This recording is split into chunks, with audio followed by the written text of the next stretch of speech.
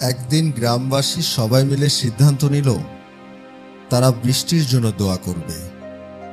সবাই সমবেত হলো, কেবল একটি ছেলে ছাতা সহ এলো। এটাই হলো বিশ্বাস। আপনি যখন কোনো শিশুকে শূন্যে ছুঁড়ে খেলা করবেন, সে তখন হাসতে থাকে, কারণ সে জানে আপনি তাকে আবারও ধরে ফেলবেন। এটাই বিশ্বাস। প্রতি রাতে আমরা যখন ঘুমাতে যাই, কোনো নিশ্চয়তা নেই আমরা পরের দিন আবার জেগে উঠতে পারবো। তবুও আমরা পরের দিনের জন্য অ্যালার্ম দিয়ে রাখি।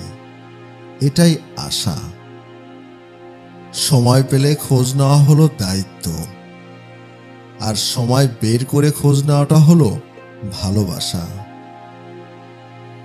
শূন্য পকেট দেখেও বেকার ছেলেটার পাশে যে মেয়েটা থাকে, সাফল্যের পর সেই মেয়েটাই স্ত্রী হওয়ার যোগ্যতা রাখে।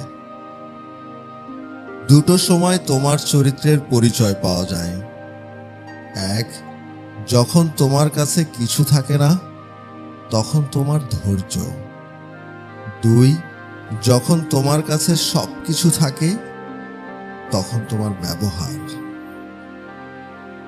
ঠকে তারাই বেশি যারা অল্পতেই অন্যকে আপন ভেবে বিশ্বাস করে ফেলে। উচিত কথা বলা মানুষগুলো সবসময় সবার কাছে একটু খারাপ হয়। সম্পর্ক পুরনো হলে প্রেমিকার চোখের জলও নাটক মনে হয়। মায়ের ছোট্ট পেটে সন্তানের জায়গা হয়, কিন্তু সন্তানের বড় ফ্ল্যাটে মায়ের জায়গা হয় না। জোর করে সম্পর্ক ধরে রাখার কোনো প্রয়োজন নেই। যে থাকার সে থাকবে, আর যে চলে যাওয়ার সে চলে যাবে। রাগ আর ঝড় দুটোই একই রকম জিনিস। থেমে যাওয়ার পর বোঝা যায় ক্ষতি কতটা হয়েছে। স্বপ্ন তাকে নিয়েই দেখো যে শুধু স্বপ্ন দেখায় না, বাস্তবায়নও করে। কিন্তু এমন কাউকে নিয়ে নয় যে স্বপ্ন দেখে নিজেই হারিয়ে যায়। হাসতে নিজে শেখো, কারণ কাঁদতে তো সবাই শিখিয়ে দিবে। নির্দিষ্ট কারোর সাথে প্রতিদিন দীর্ঘ সময় ধরে কথা বলতে নেই। এতে মায়া বাড়ে, সাথে কষ্ট। ছেড়ে চলে যাওয়া তো তার ইচ্ছে ছিল, পরিস্থিতি তো শুধু অজুহাত মাত্র। নিজের বাড়ি ভালো হোক বা খারাপ হোক, নিজের বাড়ির মতো শান্তি কোনো রাজপ্রাসাদেও নেই। মূল্যবান কিছু হারালেও এতটা কষ্ট হয় না যতটা কষ্ট হয় কাছের মানুষগুলো পরিবর্তন হলে।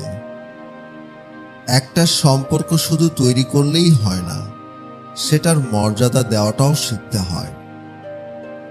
কোনো একজন থাকা বোধহয় খুবই দরকার, যাকে দিন শেষে মন খুলে সবকিছু বলা যায়। কষ্ট যখন চোখের পানি হয়ে বেরিয়ে যায়, তখন নিজের হাত ছাড়া কেউ আপন থাকে না চোখের পানি মুছে দেওয়ার জন্য। কিছু মানুষ বড্ড স্বার্থপর, নিজে ভালো থাকার জন্য অন্যকে কষ্ট দিতে দ্বিতীয়বার ভাবে না। জীবনে চাইলেই কাউকে কখনো নিজের করে পাওয়া যায় না, তার জন্য ভাগ্য থাকতে হয়। অহংকার তারাই করে যারা হঠাৎ করে এমন কিছু পেয়ে যায় যা পাওয়ার যোগ্যতা তাদের ছিল না। অর্থের শূন্যতার চেয়ে প্রিয়জনের শূন্যতা মানুষকে বেশি কাঁদায়। বাড়িতে যত মানুষ থাকুক না কেন, মা না থাকলে বাড়ি ফাঁকা লাগবেই।